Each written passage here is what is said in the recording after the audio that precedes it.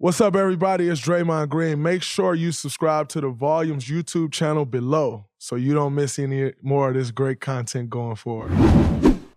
I told people, even with the draft, like, I kind of knew where I was going. So Philly had just traded for the first pick after I worked out for them. So they wanted Markelle, LA, the Lonzo thing, the whole connection, knew he was going there. Knew Boston was going to take JT.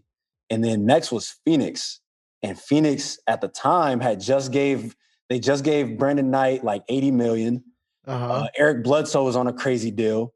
So I'm like, I was supposed to have a workout for him. I'm like, shit, should I work out for them? Like, y'all got 150 M's going to 2 point guards. So I'm like, I don't want to do that. So I canceled my workout, fly back to Houston for a little bit, take a little break because I was in LA working out and stuff. And then I had in Sacramento was number 5. So I'm like, that's where I'm going. Like, that's where I want to go. I know about the history that at the time it had been 11 years. I'm like, I can go there and change something. So like, I knew that's where my destiny lied. And so you canceled your workout in Phoenix because they had 2 point guards. So I have a question, just a follow-up on that.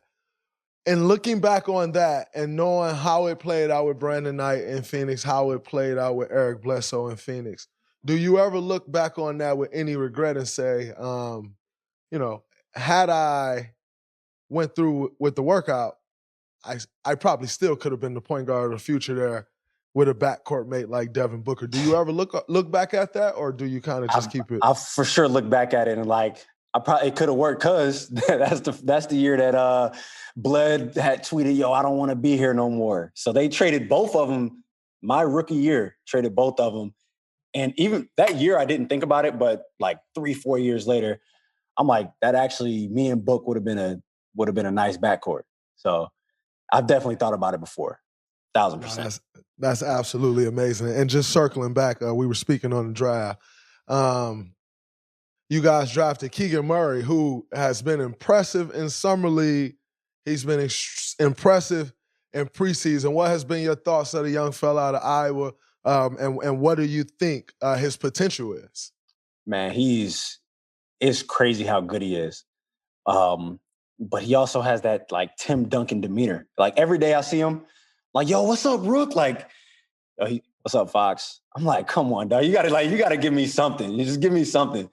But like he comes in, man, he's the most efficient guy I've ever been around. Like, you look over, if he's just shooting, he's not missing. Then we played pickup a little bit before training camp. He doesn't miss. He doesn't have any wasted motion. Like, everything he does is just efficient, defensively, offensively, grabbing rebounds, boxing out. He kind of really just makes the game look easy. And if he had some facial hair, I would have thought bro was like in his 30s. But 21, I think he just turned 22. And he walks around and like the demeanor is just always calm. And he's gonna be really good. Like even this preseason game, we look up, he got 16 and 6, and I thought he just got out there. Absolutely, but he does everything efficiently, and I think like he's gonna show the world what he can do.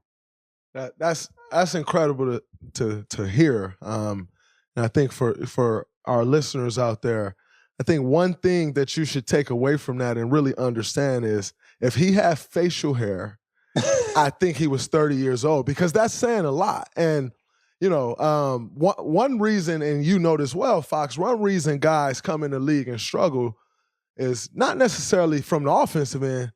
Most guys can't pick up the defensive end. They can't pick up the rotations. They can't pick up, when a guy should be S'ing out, or, when you're bottom low man, or the communication and getting a switch and pick and roll coverages based on who the people are in the, in the pick and roll action. People especially don't understand when everything that. is just like somebody might not be fast in terms of like speed getting up and down the court, but in that half court, everything moving like that. And I think that's for sure where people come in this league and start to struggle. Absolutely. So that's really saying a lot, and that's, I got high expectations for the young fella. I, obviously being a Big Ten guy, watch him against my Spartans quite a bit over the last couple of years. So I got high expectations for him, and the way he's shooting the ball, with the way the league has turned to guys stepping out and shooting it. Y'all running pin downs for him, different stuff like that. Like, for most foremen to have to chase a pin down? Yeah, it's not territory that you used to being in.